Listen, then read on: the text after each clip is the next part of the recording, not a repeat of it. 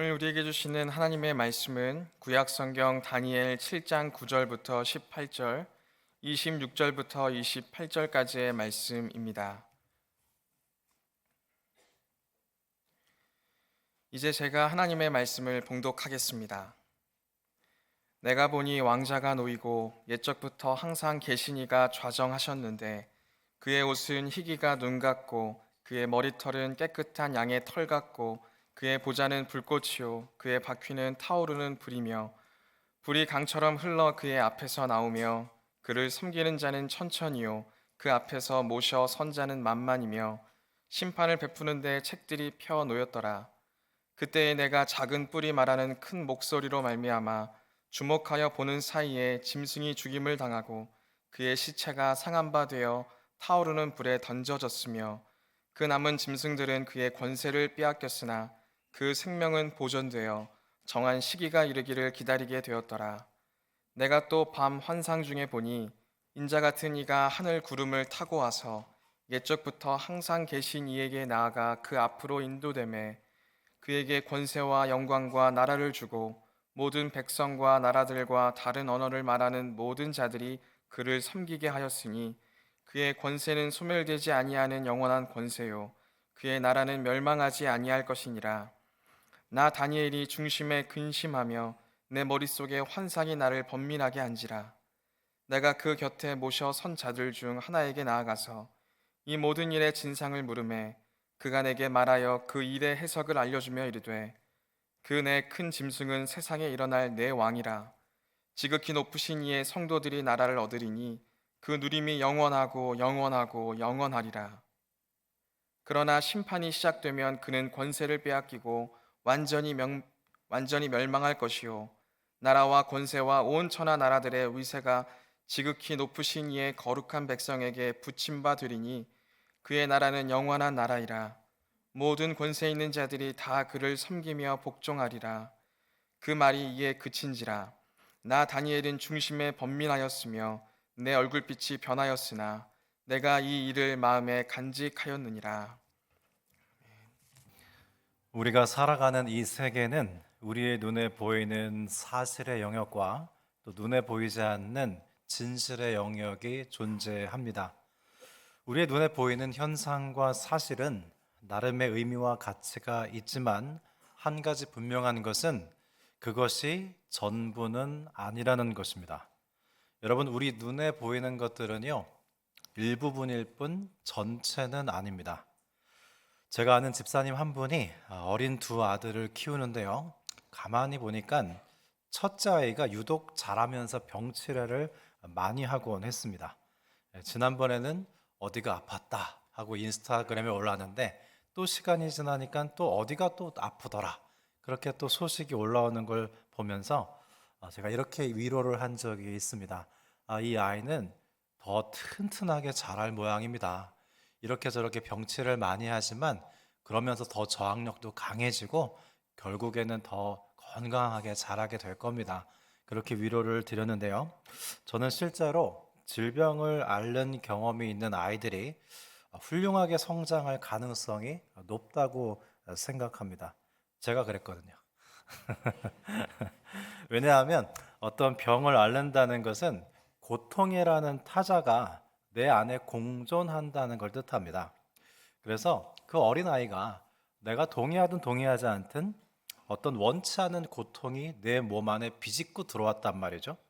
그리고 그 나를 아프게 하는 고통과 함께 공존하는 경험을 한 아이들은요, 자신도 모르게 타자와 공존할 줄 아는 마음의 여지가 생겨나게 됩니다. 그렇게 타자와 공존하는 능력이 자라면 그것이 그 아이가 리더십을 키우는데 일조할 수 있다고 생각합니다. 당장 눈앞에 아픈 자녀의 모습은 사실이죠. 팩트입니다.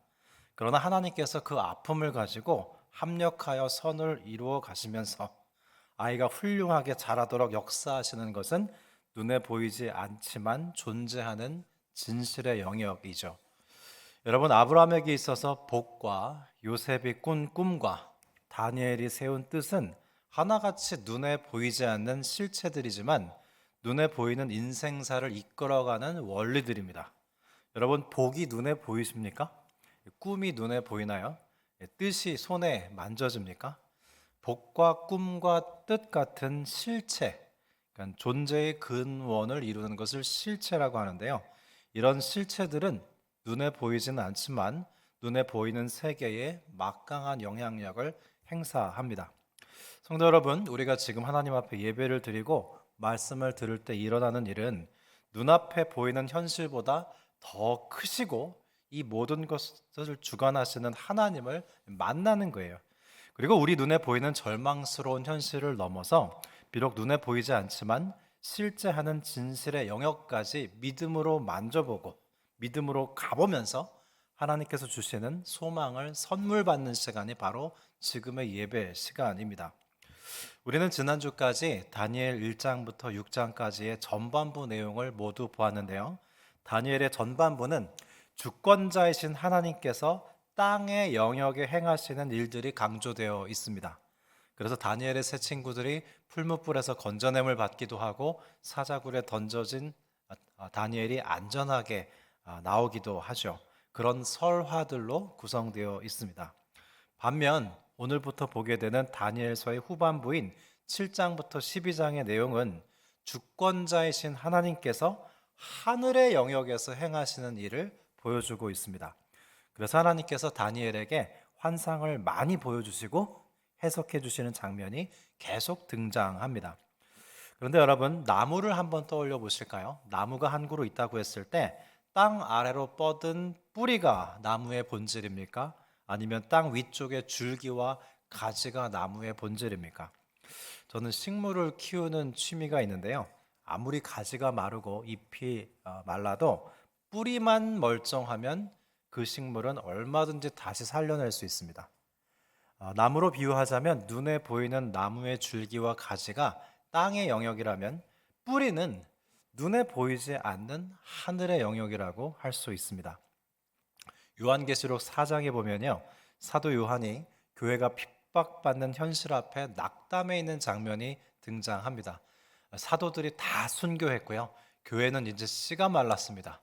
도무지 복음이 전해질 수도 없을 것 같고 교회의 운명은 이제 끝날 것 같은 상황에서 사도 요한이 낙담해 있을 때 문득 환상 가운데 하늘문이 열리면서 하나님의 음성이 들려옵니다. 이리로 올라오라 그래요. 요한이 성령의 감동 가운데 하늘 어전으로 올라가 봤더니 하늘 보좌에 하나님께서 앉아 계시는데 무지개가 둘러있고 24장로가 둘러앉아 있고 천사와 같은 생물들이 하나님을 찬양하고 있었습니다. 거룩하다 거룩하다 거룩하다 전능하신 이요 영광과 존귀와 권능을 받으시는 것이 합당하시도다. 아주 변치 않게 하나님께서 존귀와 영광을 받으시는 기가 막힌 광경을 목격합니다. 그리고 이 사도 요한이 깨달은 건 뭐냐면 그 하늘의 영광을 보고 지상의 현실을 보니 교회가 핍박받는 이 현실이 그렇게 걱정스러운 일이 아니구나. 결국 이것들은 다 지나가 버릴 일이구나. 하나님은 건재하시고 교회 또한 영원하겠구나. 그 소망을 얻는 장면이 등장해요. 우리는 이 장면을 보면서 요한이 하늘에 올라가서 장차 되어질 미래를 보고 왔구나 라는 생각을 할지 모르지만 여러분, 요한계시록에서 하늘의 시제는요, 미래가 아니라 현재입니다. 그러니까 요한은 하늘에 올라가서 진짜 현재를 목격하고 온 거예요. 지금 눈앞에 보이는 건 가짜 현재예요. 하늘에 올라가서 진짜 현재를 보고 와서 낭망하던 마음이 소망으로 바뀐 것입니다. 하나님께서 절망해 있는 요한에게 요한아 잠시 하늘로 올라와 보렴 하시고 천상의 실제를 보여주시면서 요한아 이게 진짜 현재란다 말씀하신 거예요. 다니엘서도 계시록도 묵시문학입니다. 묵시문학이란 감추어진 것을 드러낸다는 의미가 있습니다. 다니엘서 후반부는요, 이 다니엘서와 요한계시록은 대단히 비슷해요. 아마 저는 확신합니다. 요한계시록의 저자는요, 다니엘서를 분명히 읽었습니다. 그리고 다니엘에서 사용하는 기법들을 많이 인용한 것을 볼 수 있는데요. 다니엘서 후반부가 요한계시록과 대단히 유사해요. 그래서 꿈과 환상을 통해서 하늘의 실제 현실을 말씀해주고 있습니다. 이것은 들려주시는 말씀이시기보다는 환상을 통해서 보여주시는 말씀이에요. 오늘 본문 7장에서 다니엘은 두 가지 환상을 목격하는데요. 다니엘이 환상을 본 것은 언제였냐면 벨사살 왕 원년 때였습니다. 오늘 보시는 다니엘 7장과 다음 주에 보실 8장은 벨사살 왕 때 다니엘이 본 환상을 그 내용으로 하고 있습니다. 여러분, 다니엘 5장에 등장했던 벨사살 왕을 기억하시나요? 선왕 느부갓네살 왕은 다니엘 4장에서 교만했지만 하나님의 징계를 받고 회개하고 돌아왔죠. 반면 벨사살 왕은 끝까지 교만했다가 패망한 왕입니다. 그는 예루살렘 성전에서 가져온 그릇으로 잔치를 벌이고 술을 부어 마시다가 갑자기 나타난 손가락이 벽에다가 메네메네 데겔 우바르신이라고 쓴 글귀를 보고 두려움에 떨었던 바로 그 왕이기도 하죠. 그러니까 다니엘 7장과 8장은 시간상으로는 그 다니엘 5장보다는 먼저 있었던 일입니다. 다니엘서가요, 시간적인 순서로 기술되어 있는 게 아니에요. 왜냐하면 객관적 사실보다 저자가 강조하고자 하는 진실 위주로 기록되었기 때문입니다. 그러면 다니엘이 벨사살 원년의 환상을 보았다는 것은 무엇을 의미하는 것일까요? 벨사살 왕은 유대인에게 가장 잔인한 왕이었는데, 즉 다니엘이 본 환상은 유대인들에게 지금까지 겪었던 순환보다 더 큰 환란이 다가올 거라는 징조였습니다. 벨사살 왕 치하에서 10여 년간 이스라엘 백성들이 온갖 수모를 겪으며 견디던 어느 날 드디어 벨사살 왕이 죽었습니다. 이스라엘 백성들은 이제는 선한 왕이 등극해서 자신들을 본국으로 돌아가게 해주려나 기대했죠. 그런데 오늘 본문에 보니까 다니엘은 꿈에 4마리 짐승이 바다에서 올라오는 환상을 봤습니다. 4마리 짐승은 사자, 곰, 표범, 그리고 10뿔 달린 불가사의한 짐승이었는데 이것은 네 나라를 뜻합니다. 여러분, 다니엘서가 대단히 정교한 구조로 쓰여졌다고 말씀드렸죠. 다니엘 2장에서요, 느부갓네살 왕이 꾼 꿈과 오늘 본문에서 다니엘이 본 환상이 대단히 유사합니다. 다니엘 2장에서 느부갓네살 왕이 어떤 꿈을 꿨죠? 꿈에 마징가제트 같은 희귀한 신상이 등장했는데 머리는 순금이고 가슴과 팔은 은이고 배와 널쩍다리는 노수로 되어 있었고 종아리는 쇠요, 발은 진흙으로 되어 있었습니다. 이 신상의 4가지 부위는 네 왕국을 의미해요. 또한 오늘 다니엘 7장에 등장한 4가지 짐승 역시 네 왕국을 의미합니다. 그러니까 2장과 7장은 정확히 대칭되는 구조를 하고 있어요. PPT를 보시면 먼저 중앙부터 보겠습니다. 4장과 5장은 똑같이 이방 왕의 교만과 심판을 다루는데 4장은 느부갓네살 왕이고 5장은 벨사살 왕입니다. 4장과 5장이 대칭을 이루고 있죠. 4장과 5장을 감싸고 있는 3장과 6장은 믿음의 시련의 내용입니다.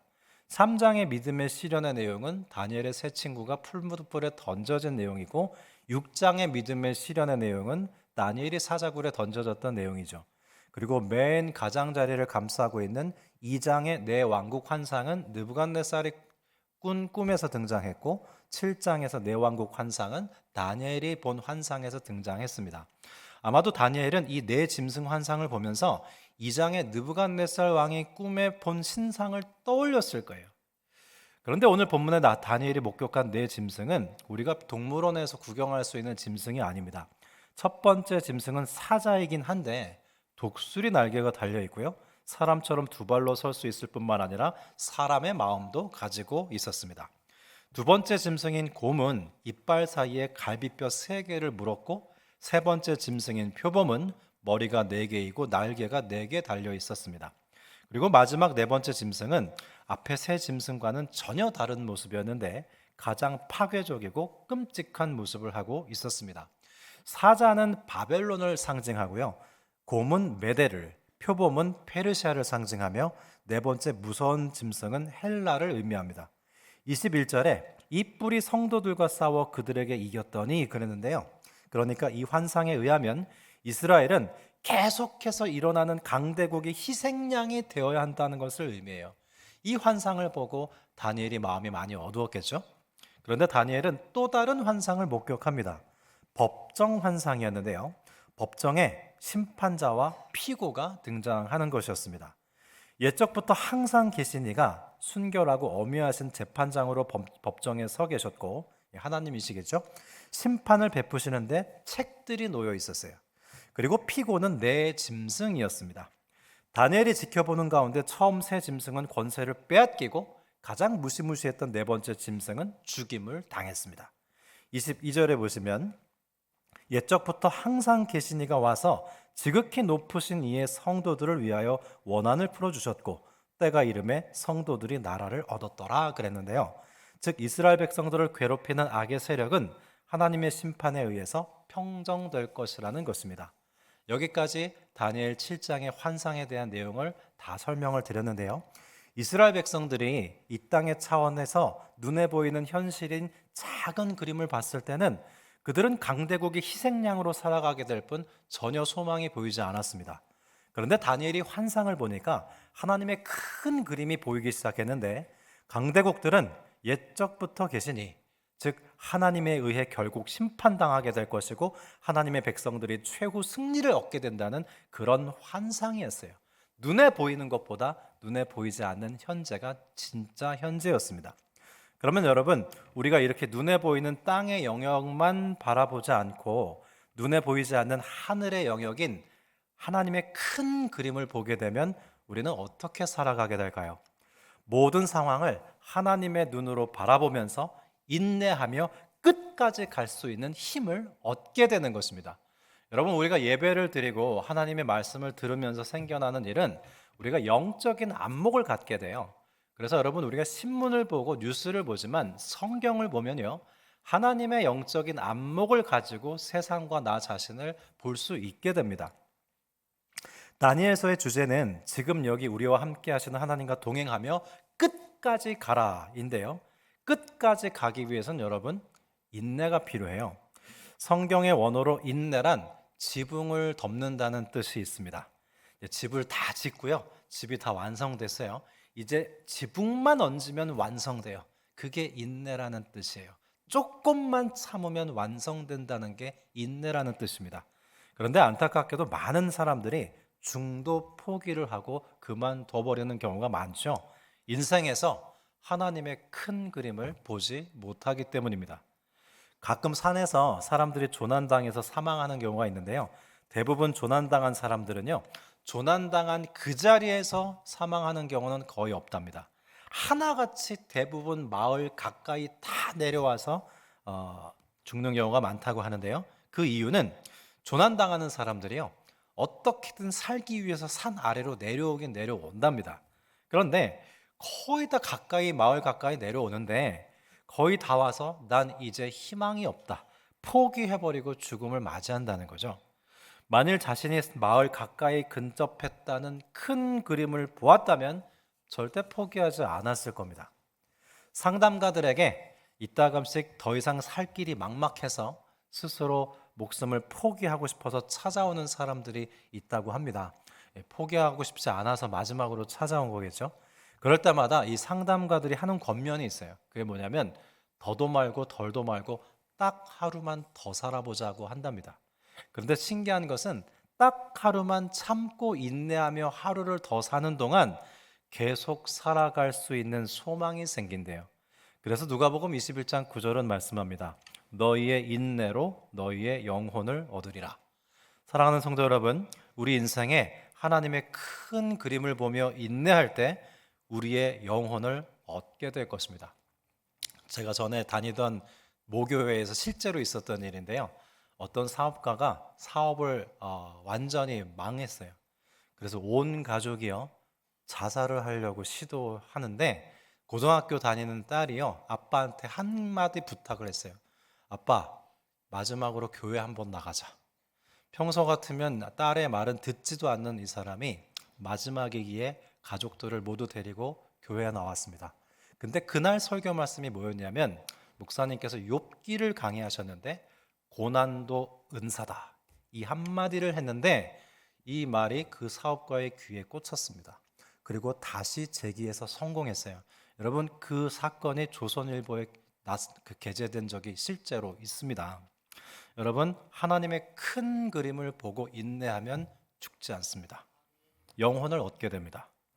다니엘은 포로 생활이라는 환난 가운데 하나님께서 보여주시는 큰 그림인 환상을 보고 인내하며 끝까지 갈 힘을 공급받고 있습니다. 그런데 단지 힘을 공급받는데 그치지 않고 그에게는요, 하나님을 닮은 성품이 형성되고 있었어요.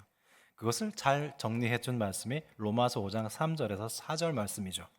우리가 환난 중에도 즐거워하나니 왜 환난 중에 즐거워할 수 있는가?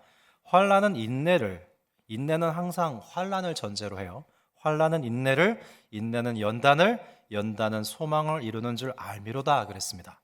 즉 우리는 환난 중에 인내하게 돼요. 여러분 혹시 환난 가운데 계십니까? 아마 인내하고 계실 거예요. 근데 인내할 때 무슨 일이 일어나는가? 연단이 일어난답니다. 여기서 연단은 성품을 의미해요. 성품에는 캐릭터와 퍼스널리티가 있습니다. 캐릭터는 연기자가 연기하는 성품이고요. 퍼스널리티는 바뀌지 않는 성품이에요. 우리가 요즘 매일 새벽 사무엘상 말씀을 나누고 있는데요. 이 다윗이 사울 왕에게 쫓겨다니면서 고난을 당하죠. 그 환난 가운데 인내하면서 다윗은요, 왕의 성품을 형성합니다. 우리가 환난 가운데 하나님의 큰 그림을 보면서 인내하면 무슨 일이 일어나는가? 소망을 담을 수 있는 성품이 만들어진다는 거예요. 여러분, 우리가 무엇을 하든지 내가 어떤 존재로 형성되느냐가 대단히 중요합니다. 우리가 하나님 안에 있을 때 하나님께서 우리를 환난 가운데 인내하게 하면서 우리 안에 소망을 담을 성품을 지금도 빚어주고 계신 거예요. 그런데 다니엘은 이제 내 짐승 환상과 재판 환상을 보는데 그 다음에 13절에 또 인자 같은 이가 하늘 구름을 타고 오는 모습을 봅니다. 그러면 여기서 인자 같은 이란 누구를 의미할까요? 곧장 예수님께 가지 마십시오. 예수님께서 다니엘 7장에 나오는 인자를 인용해서 신약 성경의 약 70번 이상을 스스로 인자라고 칭하곤 하셨어요.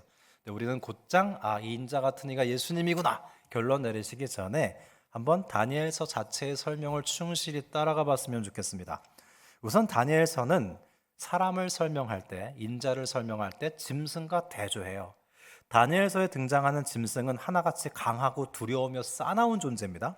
반면 사람의 특징은 뭐냐면 고민하고 번민하는 게 인간의 특징이에요. 여러분, 예수님께서도 번민하고 고뇌하셨습니다. 겟세마네 동산에서 예수님께서 제자들에게 뭐라고 하셨죠?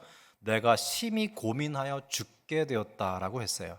그래서 예수님은 그런 자신을 인자라고 칭하셨습니다. 여러분, 인간으로 살아간다는 게 무엇일까요? 인간성이라는 게 뭘까요? 자신의 상태를 풍성하게 느끼며 사는 게 인간입니다. 기쁘든 슬프든 즐겁든 힘들든 어찌됐든 간에 나 자신의 상태를 충분히 느끼면서 사는 사람이 다른 사람의 느낌도 공감할 수 있는 거예요. 그게 바로 인간입니다. 인자 같은 이란 다니엘 3장의 풀무불에 던져진 다니엘의 세 친구와 함께 있었던 신들의 아들 같은 천상의 존재를 의미해요.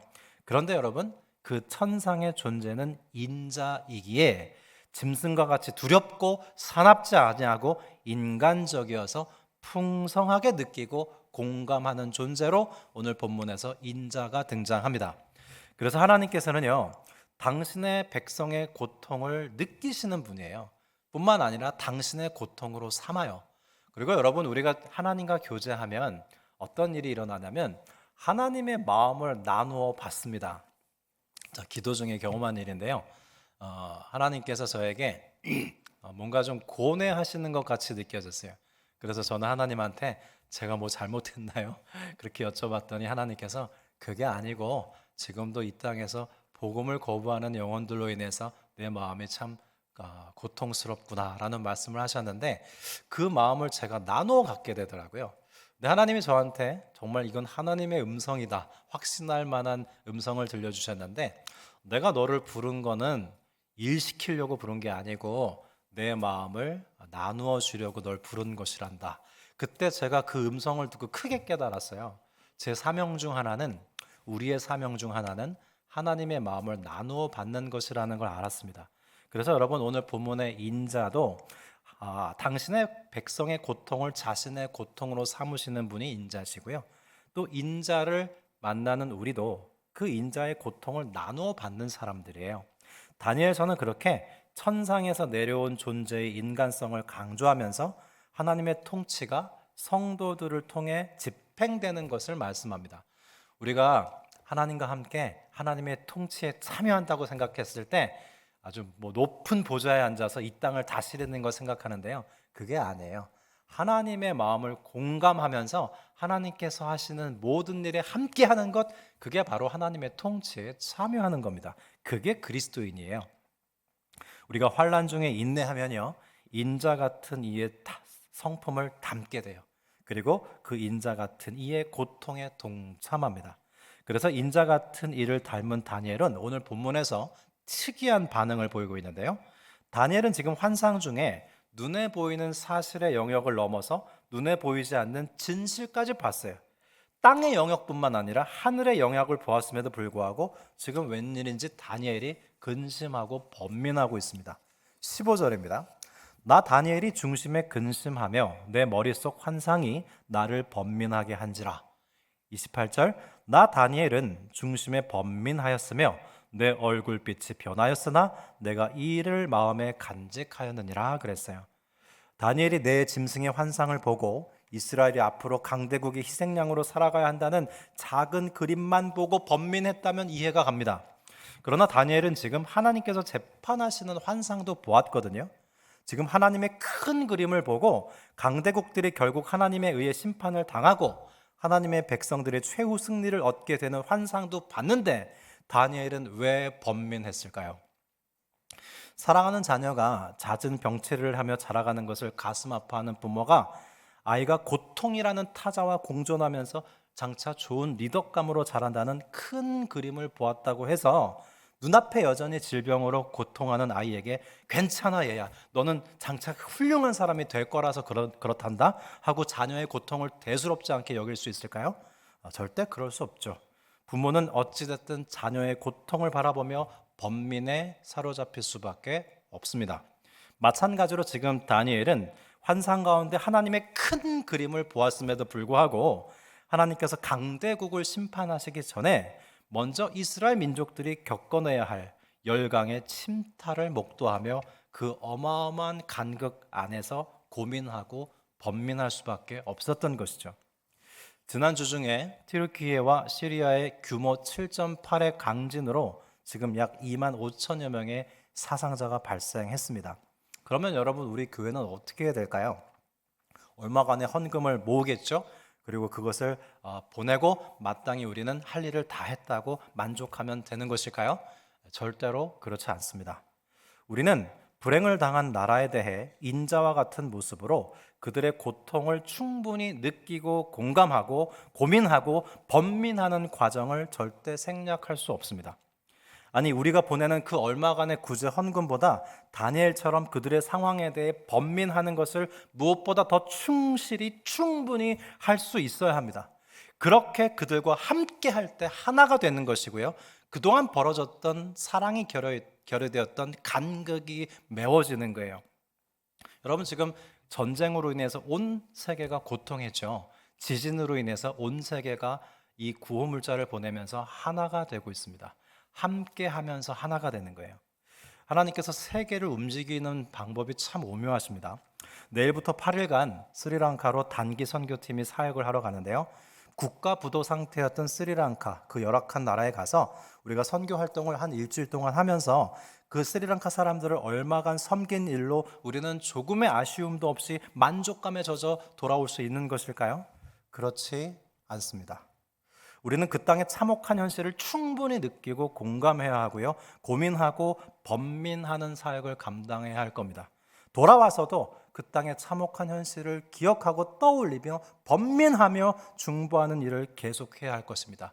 그럴 때 그간 가지 못했던, 그간 사랑으로 채우지 못했던 간극을 채우시는 하나님을 만나게 될 거예요. 사랑하는 성도 여러분, 우리는 다니엘 7장부터 12장에 눈에 보이지 않는 진실의 세계를 믿음으로 만져보고 하나님의 큰 그림을 볼 수도 있지만, 그럼에도 불구하고 다니엘 1장부터 6장의 풀무불 같은 현실과 사자굴 같은 현실에 두 발을 딛고 사는 인생입니다. 따라서 우리는 천상에 보이지 않는 실제가 진짜 현재인 줄 알지만 우리의 매일의 일상의 현실을 살면서 그 간극 사이에서 번민할 수밖에 없어요. 여러분, 그게 믿음이에요. 교회 오래 다니셨지만 번민하는 게 믿음이라는 메시지는 처음 들으시죠? 저도 처음 들어봤습니다. 여러분, 오늘도 우리는 하나님께 예배를 드리고 은혜를 받습니다. 그러나 어쩌면 변한 것 하나 없는 우리의 일상으로 다시 돌아가겠죠.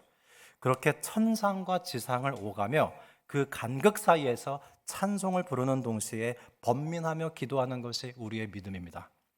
우리는 저 천상에서만 살아서는 안 돼요. 교회에서만 살 수도 없어요. 항상 찬양만 하며 살 수도 없습니다. 기독교 신앙은 슈퍼맨을 만드는 것이 아닙니다. 우리는 하늘에 속했지만 동시에 땅에 속한 사람으로도 살아가야 합니다. 우리는 다니엘 7장부터 12장에 하나님의 큰 그림을 보았기에 낙심하지 않을 수 있게 됐어요. 그럼에도 불구하고 다니엘 1장부터 6장 같은 현실을 목도하기에 함께 울고 번민하는 과정을 생략하지 않습니다. 다니엘과 같이 번민할 줄 아는 인간이 되어야 되고요. 그 모습이 바로 우리에게 오신 하나님의 인자와 같은 모습입니다. 천상에만 속해 있거나 지상에만 속해 있는 것이 아니라 천상과 지성을 오가며 번민할 때 우리는 그 간극을 채우시며 지금 여기 우리와 함께 하시는 하나님을 만나게 되는 것이죠. 바로 그때 번민하는 우리에게 하나님께서 하늘 문을 여시며 이리로 올라오렴 그게 전부가 아니란다 하시지 않겠습니까? 사랑하는 성도 여러분, 말씀을 통해서 예배를 통해서 하나님의 큰 그림을 보십시오. 그리고 낙담하지 마십시오. 동시에 이 땅의 현실을 보고 그 거대한 간극 사이에서 다니엘처럼 고민하고 번민하십시오. 그럴 때 우리는 내가 하나님 되지 아니하고 하나님께서 하나님 되시도록 하면서 역사의 주인이신 하나님의 통치를 목격하게 될 것입니다. 기도드리겠습니다. 하나님 아버지, 때론 눈에 보이는 것이 전부인 것처럼 절망하기도 했고 때론 믿음의 세계가 전부인 것처럼 현실을 방관하기도 했습니다. 하나님의 큰 그림을 보여주셔서 절망하지 않게 하여 주시고 천상과 지상의 간극에 대해 고민하고 번민할 줄 알아 진정 하나님의 통치의 통로로 이 땅을 살아가게 하여 주옵소서. 전 세계가 투르키아와 시리아의 구호의 손길을 내밀되 함께 아파하고 충분히 번민하며 하나 되며 그간 결여되어 있던 사랑의 간극이 하나님께서 채우시는 것을 목격하게 하여 주십시오. 스리랑카 단기 선교팀 사역을 떠납니다. 오가는 길과 사역 중에 안전 지켜주시고 천상과 지상을 오가는 것 같은 매일의 사역 중에 그 땅을 향한 하나님의 마음을 선물 받게 하여 주옵소서. 지금 여기 우리와 함께 하시는 예수 그리스도의 이름으로 기도드립니다. 아멘.